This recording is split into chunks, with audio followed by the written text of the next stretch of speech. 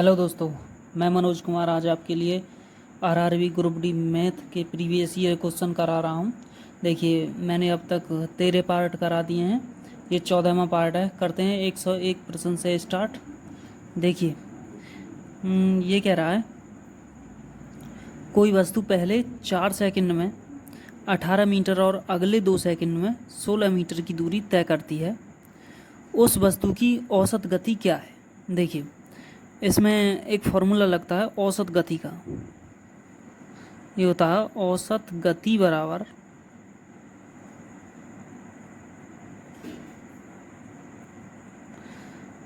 कुल दूरी बट्टे कुल समय। ठीक है,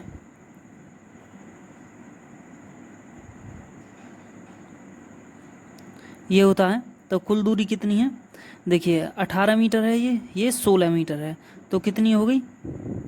34 मीटर। ठीक है, तो कुल दूरी होगी 34 मीटर। 34 बट्टे कुल समय कितना है? 4 और 2। ठीक है, तो कितना होगा? 6। ठीक है, तो अब क्या करते हैं, बस भाग दे देते हैं। कितना होगा? 6 पंजे 30, बचा कितना? 4। तो जीरो बढ़ा लीजिए पॉइंट लगा के। तो 6 छिंगा 36, 6 आ गया और 7। ठीक है, तो ये आ गया मीटर सेकंड इनवर्स। ठीक है, क्योंकि दूरी बटे समय है इसलिए ये 5.67 मीटर पर सेकंड है। तो ऑप्शन कौन सा सही है इसमें? ऑप्शन बी सही है। ऑप्शन ए सही है, सॉरी, ऑप्शन ए सही है, 5.67 मीटर पर सेकंड। ठीक है, देखते हैं अगला प्रश्न। देखिए, ये कह रहा है 102वें प्रश्न में पवन ने एक वस्तु 12.5% की हानि पर बेच दी।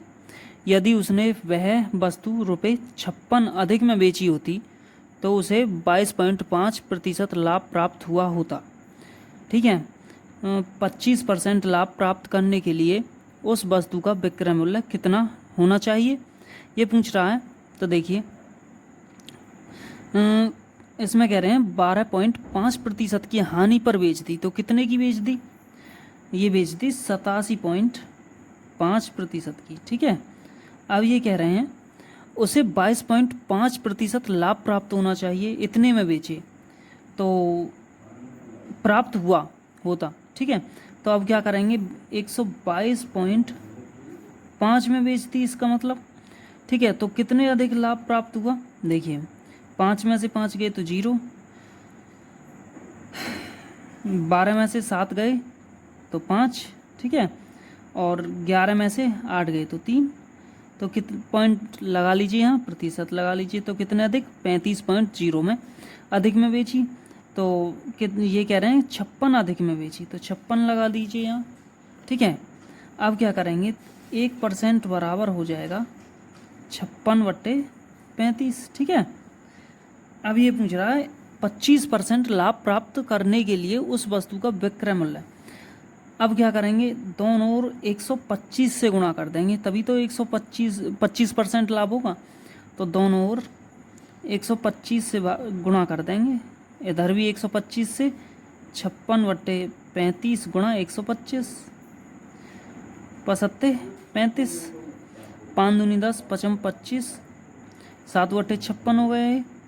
और यहाँ आ गया 25 की गुणा 8 में करेंगे तो 200 आ जाएगा, 25×8 = 200। ठीक है, तो ये आपका आंसर होगा।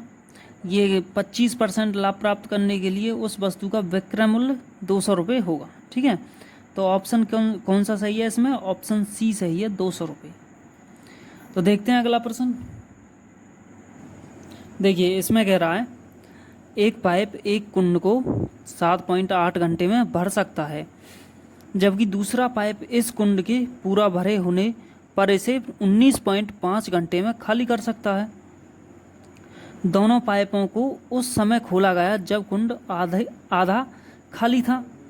उसे भरने में कितना समय लगेगा? देखिए, इस तरह के सवाल में क्या करते हैं, पहला कह रहा है, पहला है ये पहला पाइप 7.8 घंटे में ये भरता है, दूसरा 19.5 घंटे में खाली करता है आधे पाइप को। ठीक है, 19.5 घंटे में खाली कर सकता है। ठीक है, पाइप को, देखिए अब क्या करेंगे, इसको 7.8 को लिखिए 78/10, ठीक है। पॉइंट को नीचे ले जाएंगे, 10 बन जाएगा। अब इसे 2 से काट दीजिए, यह आ जाएगा 2 पंचे 10, ये 2 से कट जाएगा, 2 तिया 6, 2 नहीं 18, तो यह आ जाएगा 39/5, ठीक है। इस तरह इसी को कीजिए, ये हो जाएगा 195/10, तो इसे 5 से काट लीजिए, 5 दूनी 10, यह आ जाएगा 5 तिया 15, 5 निम 45, ठीक है। तो ये आ जाएगा 39/2। अब इन दोनों का लैसे ले लीजिए, तो लैसे आ जाएगा 39, ठीक है। अब क्या करेंगे, 39 की 39 में भाग देंगे तो 1 आ जाएगा। अब 5 की गुणा कर लेंगे उस 1 में, तो 5 एकन 5 आ जाएगा। यहाँ 39 का भाग 39 में देंगे तो 1 आएगा। 1 में 2 की गुणा कर देंगे तो यहाँ 2 आ जाएगा, ठीक है। अब ये कह रहे हैं कि दूसरा खाली करता है, तो ये माइनस है, ये प्लस है, क्योंकि ये बढ़ता है। अब इन दोनों को जोड़ देंगे तो कितना हो जाएगा, 5 में से 2 घट जाएगा तो कितना बचेगा, 3। अब ये कह रहे हैं जब कुंड आधा खाली था, तो अब इसे आधा कर दीजिए, ये हो जाएगा 39/2। 39/2 में 3 से भाग दे दीजिए, 39/2 भाग 3, ठीक है।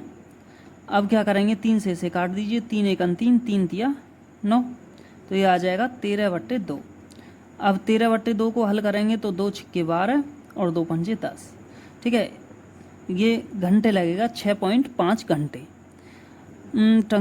पाइप को भरने में, एक कुंड को, एक कुंड को, ठीक है, कुंड को भरने में 6.5 घंटे लगेंगे। तो ऑप्शन कौन सा सही है इसमें, ऑप्शन डी सही है, 6.5 घंटे। देखते हैं अगला प्रश्न। देखिए 104वां प्रश्न है ये। इसमें क्या करते हैं, घन की कोरों की लंबाई का योग वर्ग के परिमाप का 3/5 है। यदि घन के आयतन का अंकीय मान वर्ग के क्षेत्रफल के अंकीय मान के बराबर है तो वर्ग का परिमाप है। देखिए घन की भुजा मानिए ए, ठीक है, यहाँ लिखिए घन की भुजा बराबर ए मानिए, और वर्ग की भुजा बराबर मानिए बी। वर्ग की भुजा बराबर बी मान लीजिए। अब ये कह रहे हैं घन की कोरों की लंबाई, कोर कितनी होती है घन की, 12, तो उसकी उनकी लंबाई का योग मतलब 12 ए बराबर वर्ग के परिमाप का, वर्ग का परिमाप कितना होता है, 4b, ठीक है, 4b हो गया, क्योंकि भुजा b मानी है ना, तो 4b आ जाएगा यहाँ का 3/5 है, ठीक है। अब क्या करेंगे, अब इनको हल कर लीजिए। 4 से 12 को काटेंगे, 4 तिया 12, 3 से 3 को काटेंगे तो यह आ जाएगा a बराबर b/5 आ जाएगा, ठीक है। आगे कह रहे हैं, ये कह रहे हैं यदि घन के आयतन का अंकीय मान, आयतन घन का आयतन कितना होता है, a/3, ठीक है, a की घात 3, सॉरी a की घात 3 होता है, a की घात 3 बराबर वर्ग के क्षेत्रफल के अंकीय मान के बराबर है। वर्ग का क्षेत्रफल कितना होता है, b की घात 2 के बराबर है, ठीक है। अब क्या करेंगे, हमें निकालना है, तो वर्ग का परिमाप है तो हमें b का मान निकालना है, 4b निकालना है हमें। तो a के मान की जगह, देखिए a के मान की जगह a बराबर b/5 रख देंगे यहाँ, तो कितना हो जाएगा, b की घात 3 बट्टे में 5 का घन करेंगे तो 5 25 पंजे 125 हो जाएगा ये, तो b की घात 3/125 बराबर हो जाएगा b की घात 2। अब b की घात 2 से ये कट जाएगा तो यहाँ बचेगा b बराबर 125, तो b बराबर 125 आ जाएगा ये। और हमें निकालना है वर्ग का परिमाप, तो वर्ग का परिमाप होता है, वर्ग का परिमाप बराबर होता है 4b, तो बस 4b 4 से यहाँ गुणा कर दीजिए, 125, 4 गुणा 125 बराबर होता है 500, तो यहाँ आ जाएगा 500 यूनिट, ये आपका आंसर होगा। तो ऑप्शन कौन सा सही है, देखिए ऑप्शन ए सही है, 500 यूनिट, ठीक है। देखते हैं अगला प्रश्न 105वां। देखिए इसमें कह रहे हैं यदि sec theta plus tan theta बराबर 12.5 है तो sec theta minus tan theta बराबर क्या होगा। देखिए सेक को 1/cos में बदल लीजिए सबसे पहले, 1/cos थीटा प्लस टेन को sin/cos थीटा में बदल लीजिए, sin/cos थीटा बराबर क्या है 12.5। ठीक है, अब क्या करेंगे, ये हो जाएगा 1 प्लस साइन थीटा बट्टे कॉस थीटा बराबर 12.5। ठीक है, अब क्या करेंगे, इसके विपरीत से ऊपर नीचे गुणा कर देंगे। कैसे करेंगे, देखिए a प्लस साइन थीटा बट्टे कॉस थीटा गुणा 1 माइनस साइन थीटा बट्टे 1 माइनस साइन थीटा से ये दोनों ऊपर नीचे गुणा कर देंगे, बराबर हो जाएगा 12.5। ठीक है, अब क्या करेंगे आगे, इन दोनों को मिलाएंगे तो कितना हो जाएगा, एक फार्मूला होता है इसका 1 माइनस साइन स्क्वायर थीटा, ये हो जाएगा और नीचे आ जाएगा कॉस थीटा कोष्ठक 1 माइनस साइन थीटा। ठीक है, ये तो सिंपल सा सवाल है, 12.5 आ जाएगा बराबर। अब ये एक फार्मूला होता है 1 माइनस साइन स्क्वायर थीटा बराबर होता है cos theta cos square theta. ठीक है, तो ये कॉस थीटा कोष्ठक 1 माइनस साइन थीटा बराबर 12.5 आ जाएगा। अब कॉस थीटा से इस कॉस थीटा को काट देंगे तो यहाँ बचेगा कॉस थीटा बट्टे 1 माइनस साइन थीटा बराबर 12.5। अब क्या करेंगे, देखिए इसे नीचे ले जाएंगे, 12.5 को इधर ले आएंगे और इन दोनों को ऊपर नीचे ले जाएंगे। कैसे, ये हो जाएगा 1 माइनस साइन थीटा बट्टे कॉस थीटा हो जाएगा ये, और बराबर जब ये नीचे आ जाएगा तो 1 बट्टे यहाँ 1 ऊपर बचा ना, तो ये नीचे आ जाएगा 12.5। ठीक है, तो अब ये बन जाएगा 1 बट्टे cos theta minus sign theta बट्टे कॉस थीटा बन जाएगा, यहाँ बराबर आ जाएगा 1 बट्टे 12.5। ठीक है, तो ये बन जाएगा sec theta minus tan theta, 1 बट्टे कॉस थीटा बराबर सेक थीटा होता है, साइन थीटा बट्टे कॉस थीटा बराबर टेन थीटा होता है। तो ये बन जाएगा, जब 1 का भाग इसमें देंगे तो ये आ जाएगा 0.08। ठीक है, तो ये आपका आंसर होगा। तो ऑप्शन कौन सा सही है, 1 में जब भाग देंगे 12.5 का तो 0.08 आएगा। तो ऑप्शन कौन सा सही है इसमें, ऑप्शन बी सही है। ठीक है, तो देखते हैं अगला प्रश्न 106वां। देखिए इसमें कह रहे हैं 17 प्रशिक्षु एक दिन में 4 विशेषज्ञों के बराबर काम कर सकते हैं। मतलब 17 प्रशिक्षु 17 P बराबर 4 B। ठीक है, ये दे रखा है। आगे कह रहे हैं एक तालाब को बनाने में 12 विशेषज्ञ, तालाब को बनाने में 12 विशेषज्ञ 12 B प्लस और 9 प्रशिक्षु 9 P कोष्ठक बंद कर दीजिए, 5 दिन का समय लगता है। ठीक है, दोनों मिला के 5 दिन का समय लगाते हैं, तो 5 बराबर आ जाएगा ये उसी तालाब को 15 दिन में बनाना है, और गुणा में आ जाएगा ये कि 4 विशेषज्ञों के साथ कितने प्रशिक्षुओं की आवश्यकता होगी। तो 4 विशेषज्ञ हैं, उनके साथ X प्रशिक्षुओं की आवश्यकता होगी मान लीजिए। बस इसको हल करना है हमें।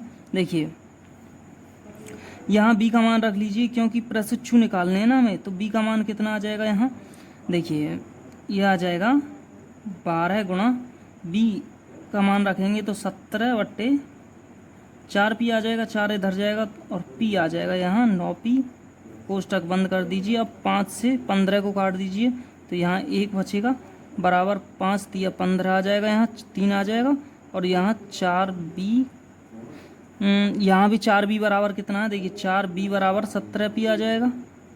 ठीक है, यहाँ 17P हो जाएगा ये प्लस XP। ठीक है, अब क्या करेंगे, 4 तिया 12, 4 से काट दीजिए 12 को, तो यहाँ जाएगा 17 ×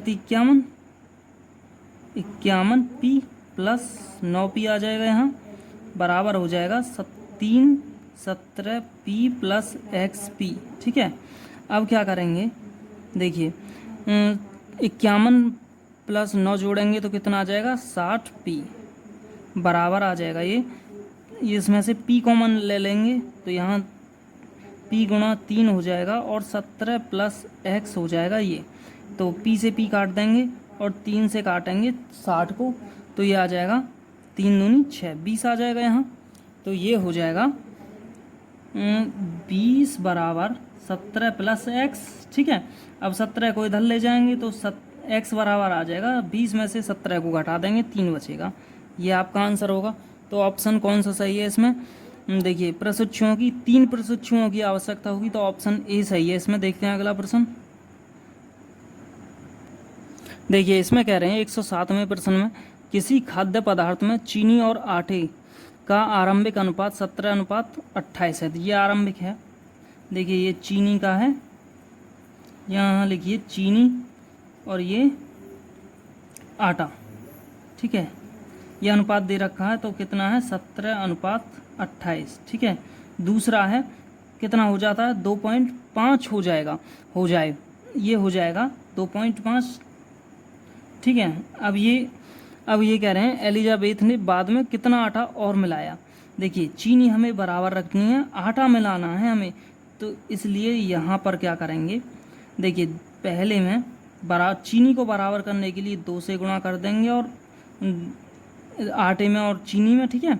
और दूसरे में क्या कह रहे हैं, दूसरे में चीनी को बराबर करने के लिए 17 से गुणा कर देंगे, तभी तो बराबर होगा। 17 दूनी 34 और 17 दूनी 34, तभी तो चीनी बराबर होगी, आटा कितना भी हो, ठीक है। तो कितना हो जाएगा, देखिए 17 दूनी 34 आ जाएगा ये, 28 दूनी 56 आ जाएगा ये, और ये आ जाएगा 17 दूनी 34 और ये आ जाएगा 17 पंजे 85 आ जाएगा ये। अब क्या करेंगे, देखिए ये चीनी तो बराबर हो गई है, लेकिन कितने की वृद्धि हो रही है इसमें, देखिए कितना मिलाना, आटा कितना मिलाया है इनके हिसाब से, ये मिलाया है। देखिए इसमें क्या करेंगे, 27 किलोग्राम के इस खाद्य में आटा और मिला दिया जाए। 27 किलोग्राम खाद्य है ये, तो इसे मिला के कितना हो रहा है ये, देखिए इसे मिला के हो रहा है 4 और 6 0, 10 हो जाएगा ना। तो 3 और 5 8 होता है और 1 9, 90 आ रहा है। और ये कह रहे हैं 27, और इसमें कितना आटा मिलाया जा रहा है, देखिए ये मिलाया जा रहा है 15 में से 6 गए तो 9 बचे, और 7 में से 5 गए तो 2 बचे। 29 किलो आटा मिलाया जा रहा है इसमें इनके हिसाब से। हमारे हिसाब से देखते हैं, देखिए 9 तिया 27, 3 ये हो जाएगा 1 बराबर 3/10 आ जाएगा। अब हमें 29 निकालना है। देखिए 29 निकालना है हमें, क्योंकि 29 तो बढ़ रहा है आटा, तो 29 से गुणा कर दीजिए दोनों ओर, तो 3/10 गुणा 29, तो ये आ जाएगा 9 3 27 का 7 हासिल 2, ठीक है। और 3 दूनी 6 और 2 8, और ये पॉइंट लगा दीजिए, यहाँ 0 आएगा ना नीचे, तो 8.7 हो जाएगा ये किलोग्राम, ठीक है। 8.7 किलोग्राम आ जाएगा। तो ऑप्शन कौन सा सही है इसमें, ऑप्शन ए सही है। आटा कितना मिलाना है हमें, 8.7 किलोग्राम, ठीक है। आ गया होगा समझ में। तो देखते हैं 108वां प्रश्न। देखिए इसमें क्या कह रहे हैं, महिमा को अपनी यात्रा सामान्य से 12 मिनट देरी से प्रारंभ करने के कारण गंतव्य पर समय पर पहुंचने के लिए 45 किलोमीटर प्रति घंटा के स्थान पर 54 किलोमीटर प्रति घंटा की रफ्तार से जाना पड़ता है। यात्रा के दौरान तय की गई दूरी बताएं। देखिए दूरी ज्ञात करने के लिए एक फॉर्मूला होता है, d बराबर चालों का गुणनफल, ठीक है। चालों का गुणनफल बट्टे में चालों का अंतर गुणा समयों का अंतर, ठीक है। बस इसमें रख देंगे नहीं, तो क्या करते हैं, चालों का गुणन कितना है, देखिए 45 गुणा 54 बट्टे, देखिए चालों का अंतर कितना है, 54 में से 45 को घटा देंगे, और समयों का अंतर, देखिए समय कितना है 12। अब मिनट है तो इसे घंटा में चेंज कर लीजिए, 60 से भाग दे दीजिए, तो ये आ जाएगा 12 पंजे 60, ठीक है। 5 से काट देंगे, 12 से काट देंगे इसे 60 को, तो 5 को अब 45 को काट देंगे 5 से, 5 नीम 45, 9 आ जाएगा ये। तो ये आ जाएगा 9 गुणा 54 बट्टे में 54 में से 45 घटाएंगे कितना बचेगा, 9 बचेगा यहाँ। तो ठीक है, तो देखते हैं अब 9 से 9 का काट दीजिए, ये बचेगा 54 आ जाएगा, 54 किलोमीटर। ठीक है, तो ये आपका आंसर होगा। तो ऑप्शन कौन सा सही है इसमें, ऑप्शन ए सही है, 54 किलोमीटर। देखते हैं अगला प्रश्न। देखिए इसमें कह रहे हैं 3 संख्याओं का माध्य 21 है। मान लीजिए 3 संख्या a प्लस बी प्लस सी बटे 3 बराबर है 21। तो a प्लस बी प्लस सी बराबर क्या होगा, देखिए a प्लस बी प्लस सी बराबर होगा 21 की गुणा 3 में कर देंगे, 21 या 63 आ जाएगा। ठीक है, अब ये आगे कह रहे हैं इन आंकड़ों के समुच्चय का परास क्या है। देखिए सबसे बड़े में से सबसे छोटे को घटा देंगे तो परास आ जाता है। तो सबसे बड़ा क्या है, सी मान लीजिए बड़ा, और सबसे छोटा ए मान लीजिए। तो सी माइनस ए बराबर दे रखा है इसमें 19। ठीक है, अब क्या करते हैं, अब ये कह रहे हैं आगे, जबकि 2 सबसे छोटी संख्याओं का अंतर 5 है, मतलब b माइनस ए बराबर दे रखा है इसमें 5। ये 3 समीकरण दे रखे हैं इसमें। अब इन दोनों को जोड़ेंगे तो कितना आएगा, देखिए तो कितना आ जाएगा, देखिए सी है, ये सी को लिख लीजिए ज्यों का त्यों, सी प्लस बी को लिख लीजिए। अब ये बचा माइनस ए, और माइनस ए कितना होगा 2a बराबर 19 में 5 जोड़ेंगे कितना आ जाएगा 24। ठीक है, अब क्या करेंगे, समीकरण 1 में 1 है ये 2 मान लीजिए, इसे 3 मान लीजिए। तो अब समीकरण इसे 4 मान लीजिए। ठीक है, अब क्या करेंगे, समीकरण 1 में से 4 को घटा देंगे तो कितना आ जाएगा, देखिए घटाएंगे a plus b plus c minus, यहाँ आ जाएगा माइनस सी आ जाएगा, ये माइनस बी आ जाएगा, ये प्लस ए हो जाएगा। ठीक है, तो 63 में से 24 को घटाएंगे। अब क्या करेंगे, देखिए माइनस सी से माइनस प्लस सी कट गया, माइनस बी से प्लस बी कट गया, यहाँ बचा 1 और 2a को जोड़ देंगे तो कितना आ जाएगा 3a बराबर 13 में से 4 गए तो 9 बचे, और यहाँ 5 में से 2 गए तो 3 बचे। ठीक है, तो 3 से 39 को काट देंगे, 3 1 3, 3 3 9, तो 1 बराबर आ जाएगा 13। अब निकालना क्या है हमें, 3 अंकों में सबसे बड़ी संख्या क्या है। तो सबसे बड़ी हमने सी मानी है ना, तो सी का मान निकालना है। सी का मान किस में दे रखा, देखिए ए का मान जिसमें इसमें। तो अब क्या करेंगे, सी माइनस ए बराबर 19 में ए का मान रख देंगे यहाँ पर। तो सी माइनस 13 बराबर 19। अब 13 को इधर ले जाएंगे तो सी बराबर आ जाएगा 19 प्लस 13। तो इसे जोड़ देंगे तो ये हो जाएगा 12 32। ठीक है, तो 9 और 3 12 होता है ना, तो 2 1 2 हासिल 1 और 1 2 और 1 3, तो सी बराबर 32 आ जाएगा। ये आपका आंसर होगा, सबसे बड़ी संख्या है इसमें। तो ऑप्शन कौन सा सही है, ऑप्शन ए सही है इसमें 32। देखते हैं अगला प्रश्न। आप देखिए इसमें कह रहे हैं निम्न में से कौन सी भिन्न संख्या को 3/5 में जोड़ने पर परिणाम 1 आता है। मान लीजिए ए है वो संख्या, ए में 13/5 जोड़ देंगे तो कितना आएगा 1। अब क्या करेंगे, 13/5 को इधर ले जाएंगे तो ए बराबर आ जाएगा 1 माइनस 13/5। 5 की गुणा 1 में करेंगे तो ये आ जाएगा 5 माइनस 13/5। तो 5 में से 13 को घटाएंगे तो कितना आएगा -8/5। ठीक है, अब क्या करेंगे, देखिए ऑप्शन देखते हैं। ऑप्शन में ऐसा कोई भी ऑप्शन नहीं है -8/5 का। अब देखते हैं, देखिए अगर हम दोनों ओर ऊपर नीचे 6 से गुणा कर देंगे तो ये आ जाएगा 6 48, तो -48/6 पंजे 30, तो -48/30 आ जाएगा। ये आपका आंसर होगा। तो ऑप्शन कौन सा सही है, ए ऑप्शन सही है। ठीक है, अब यह आ जाएगा -48/30। अगर दोस्तों आपको वीडियो पसंद आया तो वीडियो को लाइक करें, शेयर करें और मेरे चैनल को सब्सक्राइब करें अगर आपने अभी तक सब्सक्राइब नहीं किया है। ठीक है, तो मिलते हैं दोस्तों अगले वीडियो में। Thank you.